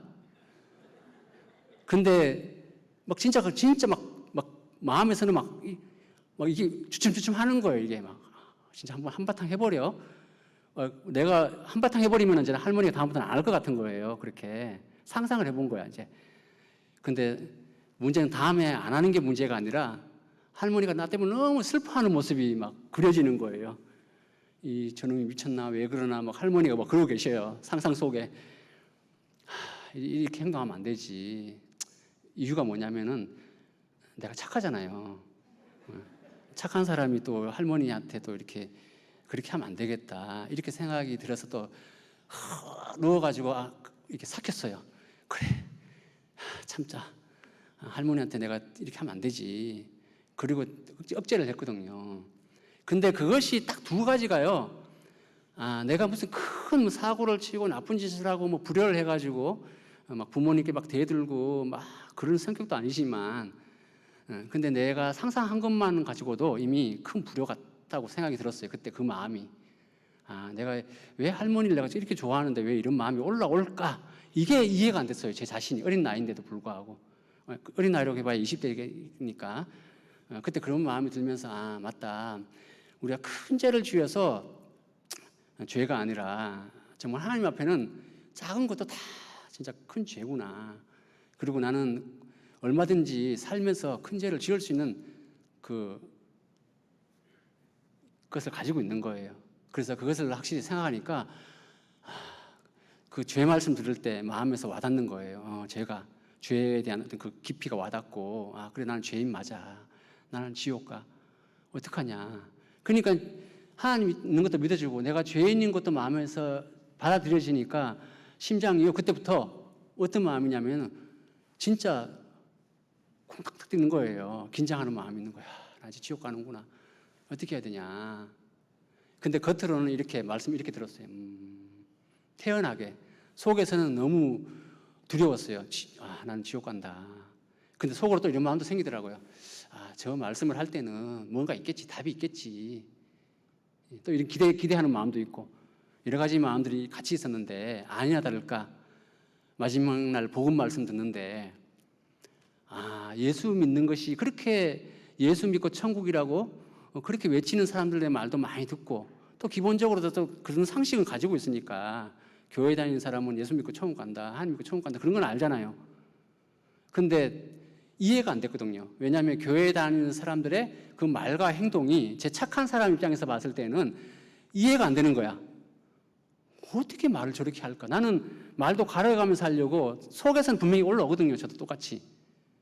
초등학교 4학년 때, 그때도 4학년 때네요. 한 3, 4학년 때, 어릴 때 제 동생하고 치고받고 싸운 적이 있어요. 남자잖아요. 저하고 2살 차이 나는데. 그렇다고 해서 운동 선수처럼 그렇게 싸운 건 아니고 남자니까 막 이렇게 막 붙들고 막 싸웠어요. 할머니 앞에서. 그때 제가 할머니 앞에서 막 싸우다가 동생한테 제가 한마디 했거든요. 뭐라고 했냐면 욕을 했어요. 걔 뭐 이렇게 욕을 했어요. 걔 뭐 무슨 말인지 알겠죠? 그래서 근데 할머니가 그러시더라고요. 너 왜 욕을 하냐? 동생한테 그것도 왜 욕을 하냐 그러더라고요. 그래서 제가 문득 생각을 해봤어요. 왜 이게 욕이지? 욕이 왜 나쁜 거지? 생각을 해봤습니다. 근데 가만히 생각해 보니까 당장은 내가 동생한테 욕을 한 거지만 결국은 나한테도 욕을 한 것도 되고 내 부모님한테 욕을 한 것도 돼요. 걔 땡땡은 뭐예요? 동생이 걔 땡땡이면 난 뭐예요? 나도 걔 땡땡인 거잖아요. 우리 부모님 뭐예요? 걔가 되는 거예요. 아버지는 걔고 나는 걔 땡땡이에요. 우리 내 동생도 걔 땡땡이고. 그때 어린 나이인데 제가 이런 건 생각을 잘 하거든요. 그래서 욕이라는 것이 물론 상대방의 기분을 나쁘게 하고 마음을 상해하는 게 또 죄가 되지만은 더 넓게 생각해 보면 깊이 생각해 보면 이게 안 좋은 말이구나. 그때부터는 제가 욕을 한 적이 없어요. 그 뒤로는. 근데 하도 이제 욕을 주위에서 많이 하니까 속에서는 욕이 올라와. 막 분이 찰 때는 욕이 생각이 나잖아요. 근데 목구멍에서는 간질간질 하는데 입으로는 뱉어본 적이 한 번도 없거든요. 근데 죄를 안 짓잖아요. 되게 착하죠. 근데 신앙생활을 하기 전에 제가 그렇게 살던 사람인데 신앙이 있다고 하는, 특별히 교회 다닌다고 하는 사람들의 그 말과 행동이 너무 앞뒤가 안 맞는 거예요. 교회 다니는 사람들의 좋은 점은 딱 한 가지였습니다. 활달해요. 일단은 단체 생활을 많이 해서 그런지 성격이 되게 밝고 활달해 보이는 건 좋은데 저는 상대적으로 너무 내성적이다 보니까 제가 고등학교 때 교회를 나가던 적이 있거든요. 친구 사귀려고. 저도 이제 좀 성격을 변화시켜 보려고 교회에서. 근데 상처를 받고 교회 그만뒀잖아요. 이것도 얘기하면 더 깊어지기 때문에 시간 관계에서 할 수는 없고 그런 상황이었습니다. 근데 중요한 것은 그런 상황 속에서 이제 구원을 받다 보니까 죄가 무엇인지 확실히 알고 확실히 이제 믿음도 생기고 그래가지고 이제 우리 교회에 이제 나오면서 뿌리를 내리기 시작했는데 이것도 과정이라는 게 있어가지고요.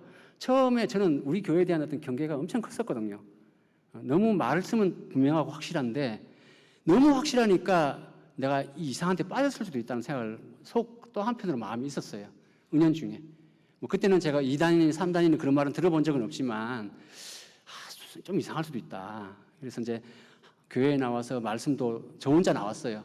누가 나를 인도한 분이 막 데리고 나온 게 아니고 혼자 나와가지고 말씀을 들어보면서 한 달, 두 달 이렇게 경계를 가지고 들었어요. 제일 뒷자리에 앉아가지고. 그리고 끝나면 바로바로 갔거든요. 근데 교회의 말씀이 잘못되지 않았다는 것을 제가 조금 이제 생각이 들면서 그때부터는 이제 안 가고 가만히 앉아 있었어요.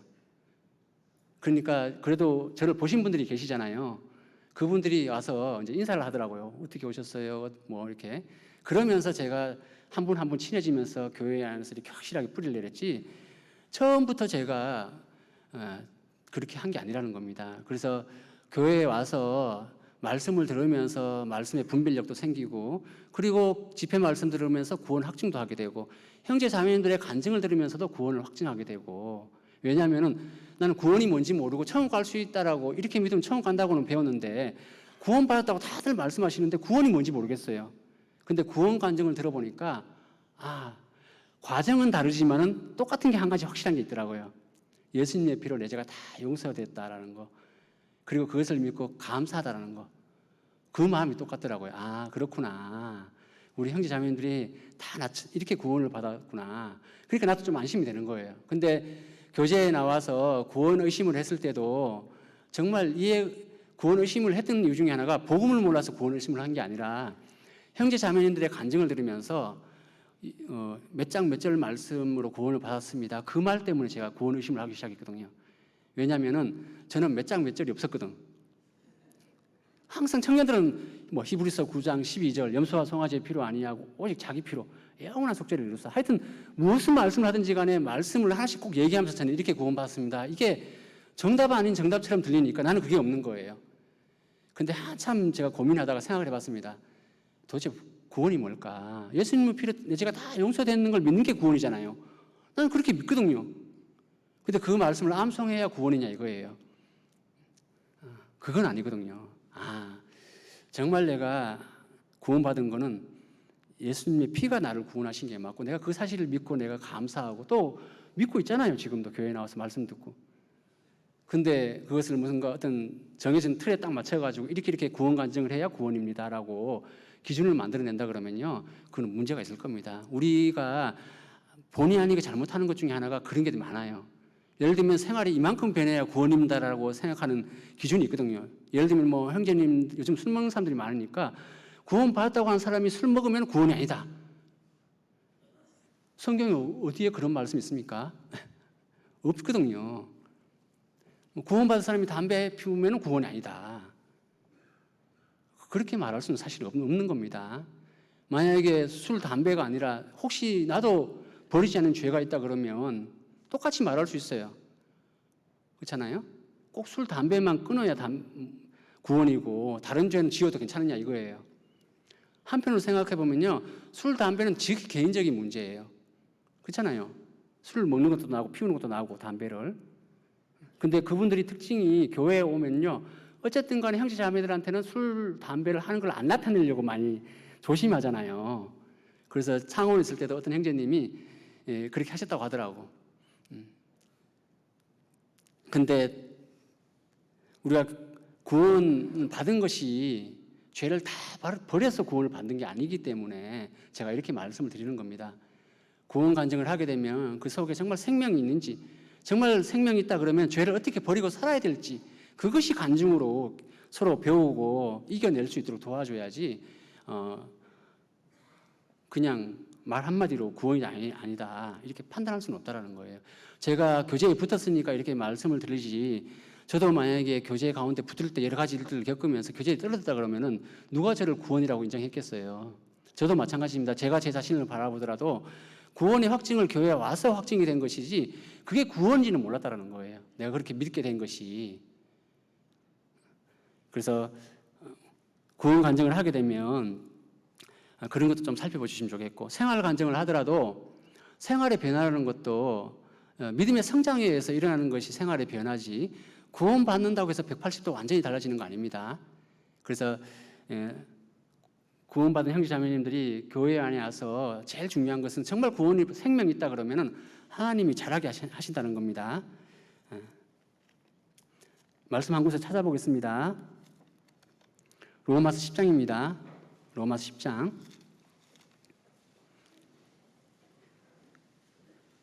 로마서 10장.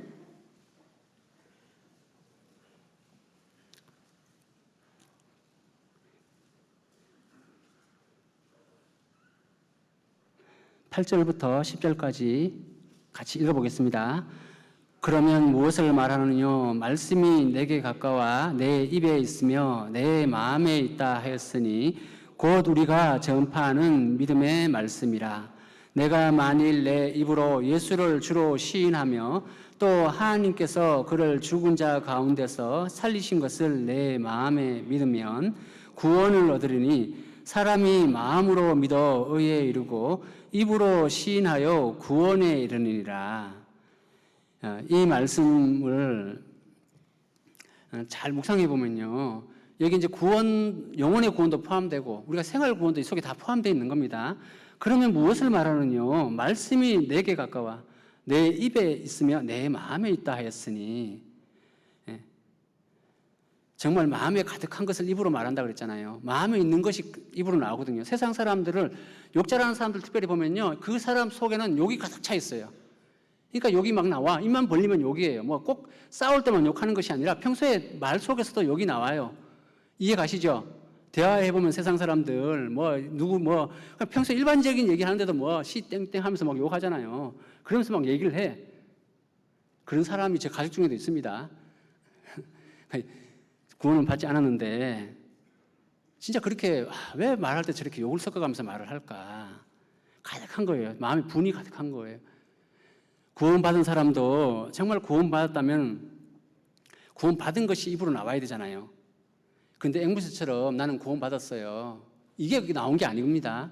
진짜 여기 있는 말씀대로 하면 그러면 무엇을 말하느냐? 말씀이 내게 가까워 내 입에 있으며 그 말씀이 뭡니까? 먼저는 생명의 말씀이잖아요. 복음이잖아요. 마음이 있어야 되는 거거든요. 우리가 복음 말씀 들을 때 지식 구원 이런 표현을 쓰는데요. 사실은 그런 말을 안 썼으면 좋겠습니다. 사실은 호세아서에 있는 말씀대로 내 백성이 지식이 없음으로 망하는도다. 우리 시대 우리나라는 특별히 기독교인들이 많잖아요. 하나님 믿는다고 하는 사람들 많습니다. 하나님 믿는다고 하는 사람도 그 복음에 대한 정확한 지식이 없어가지고 구원이 안 이루어지는 사람들 많아요. 물론 지식이 있다 하더라도 구원이 안 되는 사람들 많잖아요. 그 지식이 자기 마음에 안 심겨지니까 구원까지는 안 되거든요. 근데 한편으로 생각해 보면은 그 지식 자체가 없는 사람이 너무 많아요. 우리가 쉽게 알고 말하는 영혼의 속죄. 이것조차도 마음에 지식 자체도 없는 사람들 많거든요. 근데 우리는 쉽게 말을 하거든요. 그 말을.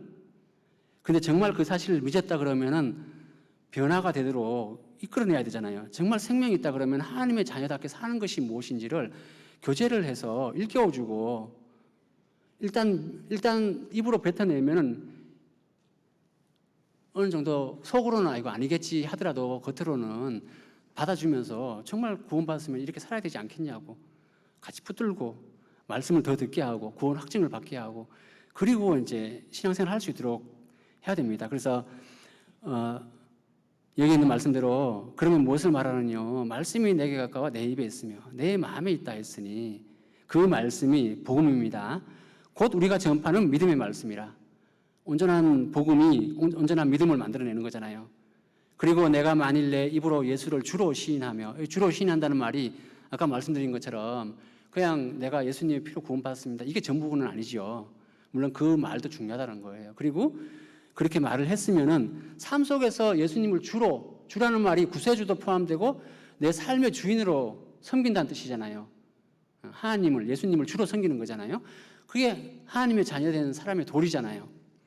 그렇게 정말 살아간다면은 어떻게 됩니까? 삶 속에서 입으로만 시인하는 걸 넘어서 삶으로 시인해야죠. 그게 진짜 오늘 입술의 열매라는 거예요. 그냥 입으로만 딱 뱉어내는 게 열매가 아니라 말을 했으면 말 한 대로 자기가 살아가는 신앙의 모습, 그것이 열매죠.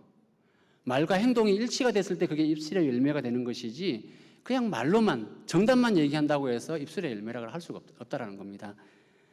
그래서 내가 만일 내 입으로 이 만일이라고 한 이유가 안 할 수도 있기 때문에 그렇잖아요. 만일 내 입으로 예수를 주로 시인하며 또 하나님께서 그를 죽은 자 가운데서 살리신 것을 내 마음에 믿으면 이것이 영혼의 구원이잖아요. 예수님이 십자가에서 돌아가시고 그렇잖아요.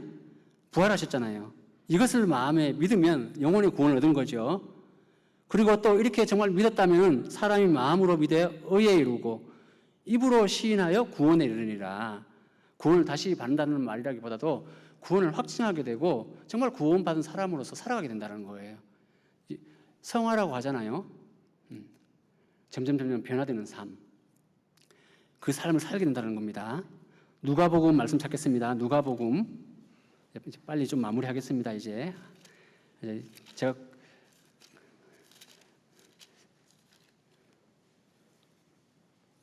누가복음 6장입니다. 45절, 46절입니다. 같이 읽어보겠습니다. 선한 사람은 마음에 쌓은 선에서 선을 내고 악한 자는 그 쌓은 악에서 악을 내나니 이는 마음에 가득한 것을 입으로 말함이니라. 너희는 나를 불러 주여 주여 하면서도 어찌하여 나의 말하는 것을 행치 아니하느냐.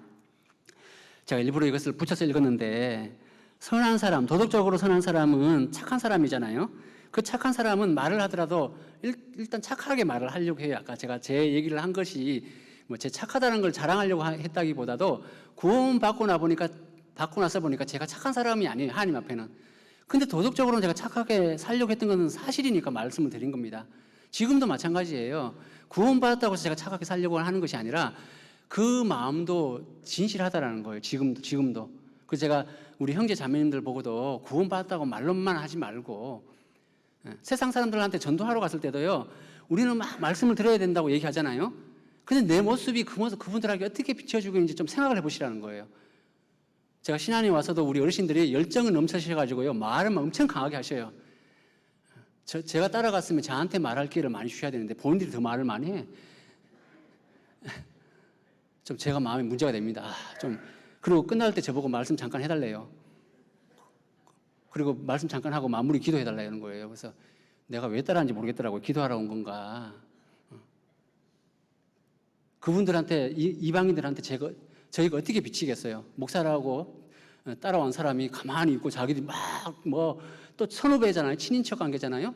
막 몇 년 전부터 있었던 일 다 얘기하고, 물론 이제 편하게 풀어가려고 하는 얘기겠지만 적당히 좀 하고 빨리빨리 뭔가 이렇게 해야 되는데 본인들이 말을 다 해버리니까 제가 할 말이 없더라고. 나는 왜 갔겠어요? 나도 말씀 들어보자고 간 거잖아요. 근데 이제 그런 내용이 중요한 게다기보다도 어찌됐든 마음에 있으니까 말은 엄청나게 우리가 막 하는데 조심해야겠다 이거예요. 조심해야겠다. 선한 사람은 마음에 쌓은 선에서 하나님 보실 때 가장 큰 선이 뭐겠어요? 우리가 믿음이 있는 말. 서로 형제 자매님들이 서로 믿고, 우리가 하나님 믿는 사람은요, 하나님을 믿고 정말 구원받은 사람은 하나님의 자녀가 됐잖아요. 하나님의 자녀이기 때문에 서로를 믿어주셔야 돼요. 내가 그분을 다 이해하고 믿고 신뢰한다, 그런 측면은 인간적인 모습인 거고, 진짜 형제 자매는 서로 믿어주셔야 돼요. 때로는 오해받을 만한 일이 생겨도 먼저는 내가 속을 땐 속더라도 믿어줘야 돼요. 일단은 믿어주고, 정말 그 생명이 있다 그러면 그 생명이 있다는 걸 인정하고 서로 교훈을 받고 서로 일깨워주면요, 서로 배울 수 있는 게 많은데 우리는 자칫 잘못하면 서로 약점을 붙들고 서로 인간적인 모습을 갖고 판단하고 문제를 삼다 보니까 구원받은 사람도 벽이 생겨가지고 서로 딱 필요한 말만 하니까 서로 교제가 안 돼요. 그래서 제가 오늘 입술의 열매로 이렇게 주제를 잡은 이유도 구원 간증도 중요하지만은 생활 간증도 참 중요하잖아요. 근데 교제하면서 생활 간증이 제일 안 돼요. 진짜 먹고 마시는 거, 세상 사람들이 하는 얘기 그대로 교회에서도 하고 있고요. 신안에 와서도 농사를 지으시니까 농사 짓는 얘기밖에 안 하셔요. 물론 이제 어르신들이라 제대로 된 이렇게 어떤 신앙생활을 많이 못 해보셔가지고 그런 것도 있으시겠지만, 근데 젊은 사람들이라고 왜 다르냐. 제가 창원도 있어봤고 인천도 있어봤다 그랬잖아요. 너무 세상 것에 집중되어 있다 보니까 제가 청년 때는 구원받은 거 귀하게 생각하고 막 청년들이 생활자 챙겨주고 선물도 해주고 막 어떻게든 그분 입에서 구원 간증 한번 들어보려고, 자매님들 특히 그런 거 잘하잖아요. 오늘 어떤 누구 자매가 이번에 구원받았대요 그러면은 처음부터 구원받냐고 막 따지지 않고 케이크를 사와 일단. 그리고 막 축하해줘. 구원받은 거 축하한다고. 그리고 어떻게 구원받으셨냐고 이렇게. 그렇게 해서 막 챙겨주잖아요. 그런 분위기. 청년 때는 그게 청년이라서 가능했는지 모르겠지만은 어쨌든 그런 분위기가 좀 필요하거든요. 우리 형제자매님들이.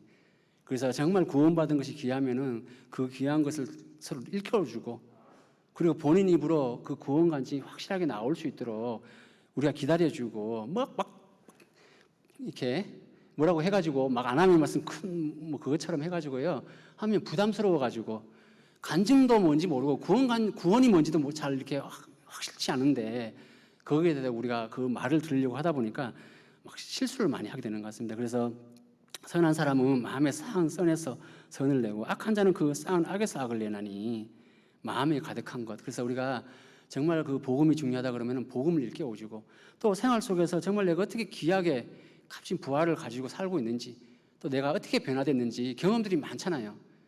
그것이 정말 잘 이렇게 전달될 수 있도록 간증을 했으면 좋겠습니다. 그래서 46절에 너희는 나를 불러 주여 주여 하면서도 어찌하여 나의 말하는 것을 행치 아니하느냐. 우리는 세상 사람들처럼 구원 안 받은 사람처럼 맨날 주여 주여 하진 않지만 우리가 예수님을 주님으로 섬기고 있잖아요.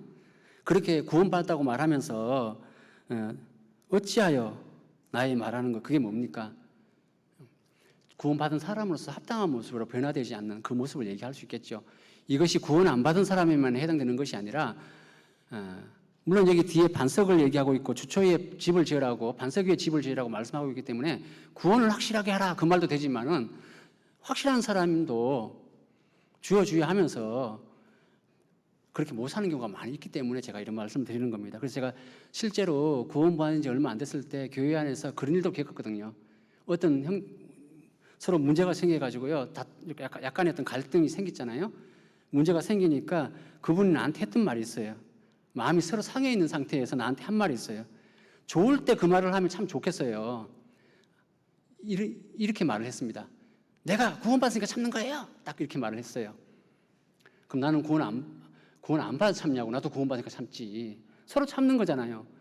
근데 간증을 할 때 내가 구원받기 전에 이런 사람이었는데 구원받아서 내가 이렇게 참고 이렇게 변화됐습니다 하는 건 참 은혜로 서로 유익이 되잖아요. 똑같은 말인데 서로 감정이 있을 때, 화가 났을 때 그 말을 하면 욕이더라고요. 구원받으니까 참는 거예요. 저는 똑같이 받아서 그렇게 말은 안 했지만 속으로는 똑같이 받았습니다. 나도 구원받으니까 참는다고. 니만 참냐. 이런 마음이 딱 올라오잖아요. 그래서 마음에 가득한 그것이 참 중요한데, 다시 히브리서 말씀 보겠습니다. 이제 마무리하겠습니다. 히브리서 13장입니다. 17절부터 제가 읽겠습니다. 너희를 인도하는 자들에게 순종하고 복종하라. 저희는 너희 영혼을 위하여 경성하기를 자기가 회개할 자인 것 같이 하느니라. 저희로 하여금 즐거움으로 이것을 하게 하고 근심으로 하게 말라. 그렇지 않으면 너희에게 유익이 없느니라. 18절 19절은 같이 읽겠습니다. 우리를 위하여 기도하라. 우리가 모든 일에 선하게 행하려 함으로 우리에게 선한 양심이 있는 줄을 확신하노니 내가 더 속히 너희에게 돌아가기를 위하여 너희 기도함을 더 원하노라. 너희를 인도하는 자들, 특별히 멀리 있는 믿음의 선진들이 우리를 인도하는 자들이죠. 하나님 앞에 귀하게 쓰임 받은 분들, 저기 구약에 있는 많은 믿음의 선진들 있잖아요. 우리 훌륭하게 보고 있는 다윗, 아브라함, 이런 사람들 있잖아요. 믿음의 사람들. 순종하고 복종하라. 특별히 가까이는 우리 어떤 직분을 가지고 우리를 이끌어가고 있는 분들에게 순종해야 되잖아요. 그 이유가 뭐겠습니까? 왜 순종이 제사보다 낫습니까? 우리는 세상의 어떤 목적을 달성하기 위해 살아가는 사람들이 아니고 정말 복음 하나를 전하고 한 영을 건지기 위해 살기 때문에 교회에서 건축도 하고 여러 가지 일들을 하고 있잖아요. 그렇기 때문에 순종하고 복종해야 되는 겁니다. 그래서 저희는 너희 영혼을 위하여 경성하기를 자기가 회개할 자인 것 같이 아니라, 우리는 서로 이런 마음을 가졌으면 좋겠어요. 형제 자매의 잘못이 그 사람한테만 국한되어 있는 것이 아니라 그분이 실수하고 잘못한 것도 내 잘못인 것처럼 내가 회개하고, 많은 믿음의 선진들은요, 실제로 이스라엘 민족들도 그랬잖아요. 이스라엘 민족이 잘못했지만은 마치 선지자가 혼자 자기가 잘못한 것처럼 하나님 앞에 대변해서 같이 기도하고, 정말 마음에 탄식하고, 그리고 하나님의 사랑을 나타내려고 했잖아요. 예를 들면 다윗도 사울은 자기를 죽이려고 했지만은 그 죽이려고 하는 사울까지도 얼마나 사랑했어요. 기름 부은 자라고. 육신적으로는 미움이 컸겠죠. 솔직히 말하면. 우리 똑같은 인간이잖아요. 사도 바울도 마찬가지입니다. 자기를 통해서 구원받은 형제 자매들이 자기를 판단하고 미워하는 어떤 마음을 갖고 있다 그러면 얼마나 인간적으로 열이 받겠어요. 누구 때문에 내가 복음을 전하고 있는데 속에서는 그런 마음이 생기잖아요. 근데 인내하고 참았잖아요. 그래서 우리를 위하여 기도하라 했을 때 우리가 정말 우리입니다. 여기 서신서를 보내고 있는 우리도 해당되지만은 교회 전체가 우리고, 우리가 모든 일에 선하게 행하려 함으로 모든 일이 속에 다 포함되죠. 선한 양심이 있는 줄을 확신하노니. 그래서 구원받은 사람은요, 그냥 도덕적인 양심을 넘어서, 그것도 필요하고 무시하면 안 됩니다. 세상 사람들이 보기에 정말 구원받은 사람으로서 착하다라는 것을 인정할 수 있을 정도로 좀 우리가 생각을 해보셔야 돼요. 말도 좀 조심해서 하시고, 전도할 때도 마찬가지고, 우리가 형제자매들 구원받을 때 형제자매들끼리 교제할 때도 마찬가지고, 선한 양심이 있는 줄 확신하노니. 그래서 우리를 위해서 기도하라고 이렇게 말씀하고 계시는데, 오늘 입술의 열매를 이렇게 주제를 잡고 말씀을 드리는 이유가 딱 한 가지입니다. 우리가 익숙해져서 너무 편하게 하다 보니까 잊고 있는 게 무엇인가 한번 돌아보자. 특별히 구원받은 것, 구원받았다고 우리가 다 똑같이 말은 하고 있지만 정말 구원받은 사람처럼 내가 구원 간증을 하고 또 정말 구원받은 사람처럼 내가 살고 있는가. 그렇게 살고 있다면 고린도후서 13장에 있는 말씀처럼 너희가 믿음에 있는가, 너희 자신을 시험하고 너희 자신을 확증하라. 예수 그리스도께서 너희 안에 계시는 줄을 너희가 스스로 알지 못하느냐. 그러면 버리운 자니라. 이것이 예수님이 내 속에 없기 때문에 구원을 안 받았다는 의미로서 우리가 해석하기도 하지만요, 실제로 신앙은 구원은 받았지만 구원받은 사람답게 못 삶으로 인해서 마치 사울처럼 버림을 받을 수도 있는 거예요. 하나님 앞에는 쓸모없는 사람이 될 수도 있다는 거예요. 그런 관점에서 오늘 말씀을 드린 거니까 오늘 잘 한번 새겨보시고 했으면 좋겠습니다. 더 이렇게 나누고 싶은 말씀들이 많이 있지만요, 시간 관계상 여기까지 하겠습니다. 기도하겠습니다. 거룩하시고 자비로우신 하나님 아버지, 감사합니다. 오늘 귀한 시간 하나님 말씀을 통해서 우리의 삶을 돌아보고 또 우리가 그동안 어떻게 살아왔는지 생각하는 그런 귀한 시간이 되었습니다. 우리가 구원을 받고 주님 앞에 살아가는 모든 모습 속에 특별히 우리가 하나님 앞에 영광을 돌릴 수 있는 것이 무엇인가를 생각해 봤습니다. 우리가 하고 있는 말들, 또 우리가 평소에 비춰지는 많은 모습들이 하나님의 영광을 가리지는 것은 아닌지 또 생각을 해봤습니다. 우리가 받은 구원이 너무나 값지고 귀한 것처럼 같은 믿음을 가지고 살아가는 우리 식구들이 또 얼마나 귀한지 생각하고 그분들을 한 분 한 분 귀하게 여기는 마음으로 주님 앞에 갈 때까지 끝까지 서로가 서로를 세워주고 인내하는 가운데서 십자가의 그 사랑을 나타낼 수 있기를 간절히 바라고 소망합니다. 주어져 있는 교회 안의 모든 일들 속에 온전히 하나님께서 영광 받으시고 하나님의 능력이 나타나기를 간절히 바라고 원하면서 주 예수님 이름으로 감사하며 기도드립니다. 아멘.